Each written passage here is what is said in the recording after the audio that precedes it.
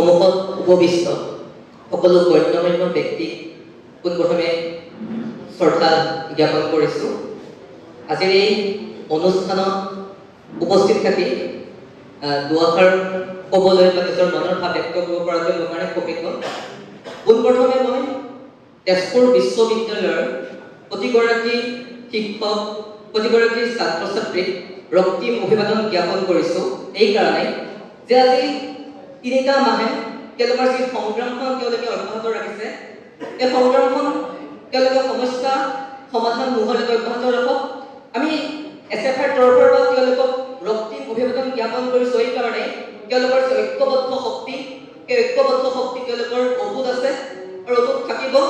আৰু আমি SFIৰ পৰা তেওঁলোকক ৰক্তিম অভিবাদন জ্ঞাপন কৰিছোঁ এইকাৰণে যে তেওঁলোকে নিজে এগৰাকী VC নিৰ্বাচন কৰিবলৈ সক্ষম হৈছে।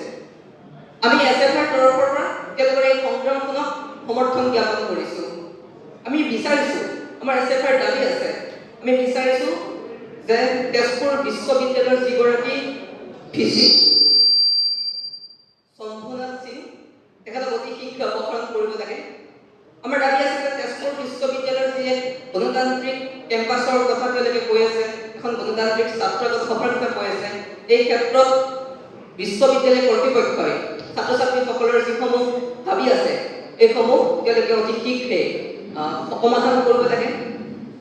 তাৰোপৰি এখন বিশ্ববিদ্যালয় সুচাৰুৰূপে পৰিচালনা হ'বলৈ আটাইতকৈ গুৰুত্বপূৰ্ণ কথাটো হৈছে কেম্পাছ ডেমক্ৰেচি। যি কেম্পাছ ডেমক্ৰেচি আমি বিগত কিছুদিন ধৰি তেজপুৰ বিশ্ববিদ্যালয়ত দেখিবলৈ নাপালোঁ।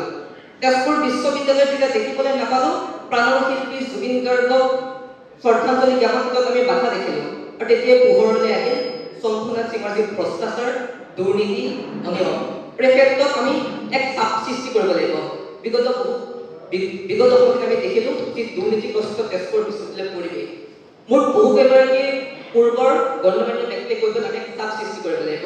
হয়, আমি ছাত্ৰ সমাজৰ তৰফৰ পৰা এক চাপ সৃষ্টি কৰিব লাগিব যাতে চৰকাৰ বাধ্য হয়, যাতে প্ৰশাসন বাধ্য হয় তেজপুৰ বিশ্ববিদ্যালয় সমস্যা সমাধান কৰিবলৈ।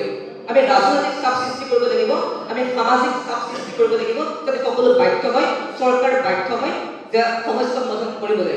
আৰু এই চাপ সৃষ্টি কৰাৰ মূল ভেটি হ'ব লাগিব আমি কেৱল তেজপুৰ বিশ্ববিদ্যালয়ৰ ছাত্ৰ ছাত্ৰীয়ে নহয়, সমগ্ৰ অসমৰ সচেতন নাগৰিক, কটন বিশ্ববিদ্যালয়, গুৱাহাটী বিশ্ববিদ্যালয়, অসমৰ প্ৰতিখন শিক্ষানুষ্ঠানৰ সকলো ছাত্ৰ ছাত্ৰী একগোট হ'ব লাগিব।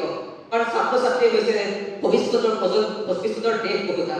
আৰু ভূটাকণ্ঠৰ ভাষাৰে সেইবাবে কওঁ যে আমি নতুন পুৰুষ, আমি নতুন নাৰী, অনাগত দিনৰ জগ্ৰত প্ৰহৰী।